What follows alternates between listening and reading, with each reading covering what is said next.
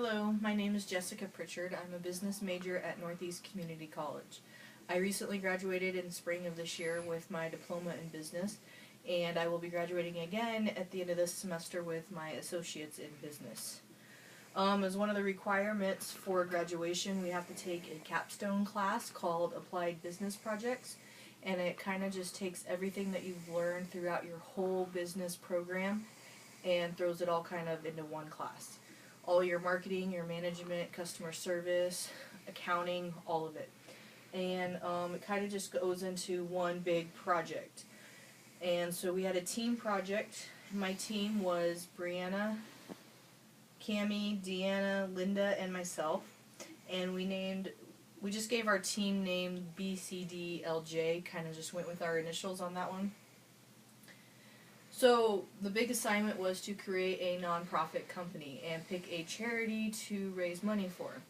We had to create a virtual lemonade stand and come up with a business logo and a slogan and all the marketing aspects that a nonprofit would have to do.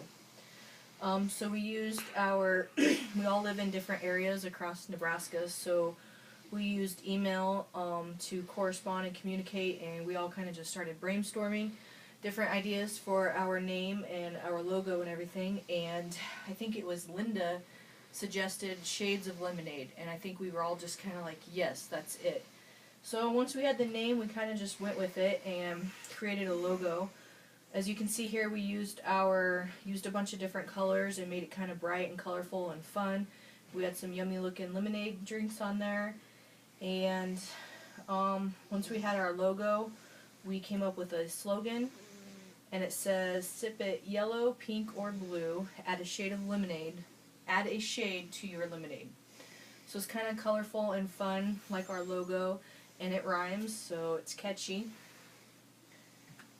We also created a mission statement, and this is just kind of a collaboration of all of our ideas. There's a little bit of everybody's idea in there. And it says, "We guarantee a smile with every shade of lemonade. Serving lemonade is just the beginning. Adding some fruit will make your day. Enjoy a refreshing burst of flavor at Shades of Lemonade." So we also created business cards. We all kind of used the same format and then added our own personal information in there. And we even have a legit Gmail for our company. And throw our slogan in there on the bottom.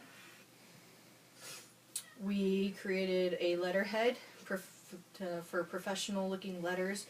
We sent these out to sponsors asking for meetings or thanking them after they have met with us, or we can use them to thank our donors for donations and things like that.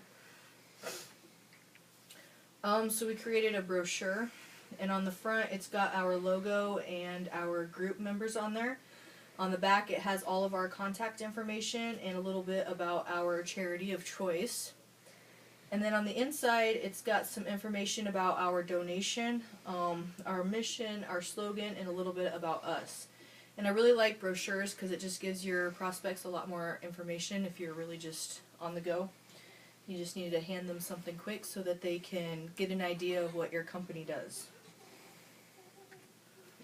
So this was really creative for our team. I felt like our Shades of Lemonade is actually our donation levels. So if you wanted to donate $5, you would just pick the regular lemonade. If you wanted if you wanted to donate like $25, you could pick the lavender thyme.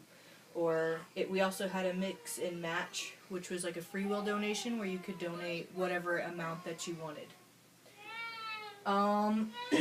Now you're probably wondering where all this money is going exactly.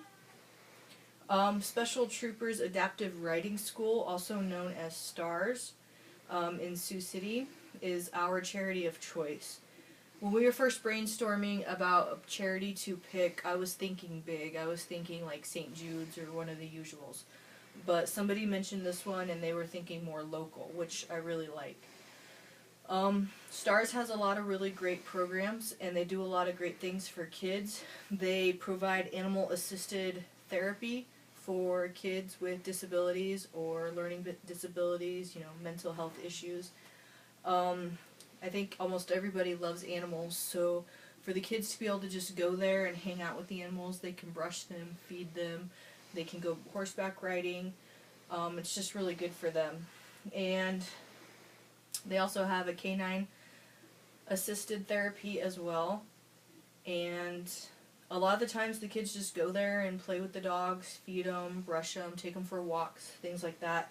And it's really great for the animals as well because a lot of them are rescue animals, so they're kind of in therapy themselves.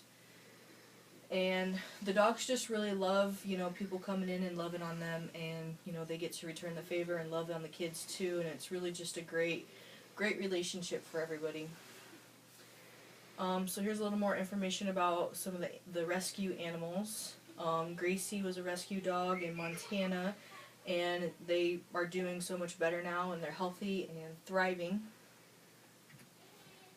So part of the requirement for this assignment was we had to ask for sponsorships. So we had to look around our local community and think of businesses that we would want to talk to be a sponsor. And we either were to use our letterhead that we developed and write them a letter asking them to meet with us, or we could call them on the phone. So my group created a phone script to kind of just have handy so that when we're making those calls we can remember what we're supposed to say and remain, professional and speak with them. So one of the businesses in the local community that really kind of is close to my heart is Masnick's Wells and Windmills. And the reason that is because it's owned by my father, Dennis Masnick. So I used the telephone script that I showed you before, and I called him and told him who we were and what we were doing, of course, and asked him if he'd be willing to meet with me, and he agreed. So he agreed to meet with me, and so our group created this PowerPoint presentation to use in our sales presentations with our sponsors. And so Dennis came over and we met, and I gave him my sales pitch. And I got ready for this presentation. I practiced with my husband and just kind of kept going over it, and that helped. The fact that I was doing a sales pitch for my own father kind of helped with the nerves, so I didn't really have to work on overcoming nerves. So that kind of made me feel more comfortable. But at the same time, I think in the real world it's good to have to overcome nerves. So when it comes to a sponsorship, there's a lot of different ways that you can do it. You can agree to donate a financial amount to the company in return for advertising on their social media sites. Or you could have like a sponsorship package where if they donate this amount, they get special VIP treatment at events and donor recognition and different things like that. So Dennis and I talked it over a little bit, and we decided he really doesn't kind of be an old school. He doesn't really have an online platform. He doesn't have Facebook or a website or anything like that. So he's going to donate to Stars in return for some advertising help from Shades of Lemonade. So here is a sample letter, thank you letter that I sent to Dennis. Thanking him. So it says, "Dear Mr. Masnick, thank you for your time to meet with me." I don't know why I did that. "Thank you for meeting with me on November 20th. Our group really appreciates you. Currently we have raised this much money for Stars," and just kind of tells them a little bit more about what Stars is doing, and it has all of our team members' names at the bottom, and then I signed it and I mailed that to him. So we were instructed to use GoFundMe and Facebook as our online fundraising campaign. GoFundMe is a great site for fundraising because you really just get your campaign out there in the public for everybody to see. And complete strangers across the world will donate to your cause. And GoFundMe and Facebook make it really easy to get your campaign out there in the eyes of the public. So I set up our GoFundMe page on behalf of the group, and It was really easy. I was actually able to look up stars in the list of charities and put them in there, so there was a link to their website as well so donors could see. I was able to put a picture of some dogs and kids from stars and a description of who we were and what we were raising money for. And then GoFundMe also gave me the option to share our campaign with all of my friends on Facebook, or send it to them like Facebook message, Instagram, Twitter, Snapchat, all the social medias. So that was really nice. So since we were instructed to use Facebook, that's what we did. So another team member set up our Facebook page for us. And here you can see where I shared my GoFundMe campaign directly onto our Facebook page. And throughout the weeks of this semester running this campaign, we all kind of the group members took turns sharing various posts on Facebook about different things. And it was really nice using Facebook because we were able to keep track of our promotional activities. We could see who posted what on what day, and it just made it really easy to keep track and kind of give you an idea of what posts were doing well and which ones weren't doing so well. You could see how many likes you had, shares, and how many people have been reached. Like on this one here, Brianna just took a post that Stars had posted on their website, and she shared it on here for our donors to see as well. And it's just kind of a fun little pet spotlight on a dog named Sage there at Stars. And another great thing about Facebook that I thought was really great with the business page is they use their math and their algorithms to help you advertise and get your business out there in the eyes of people that you never would have even thought of. So down here they have like a button called Boost Post where you can pay for it to get it out there, and it says if you pay this much money then it'll reach this many people. So that's kind of cool the way they do that. I was really kind of surprised to see that our most popular post was something very simple. On November 15th, Brianna posted a quote directly from the Stars website. It says, "You don't have to be a client of Stars to be transformed by it."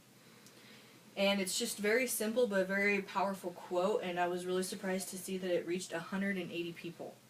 That was the most reached post out of anything that we posted during the whole campaign.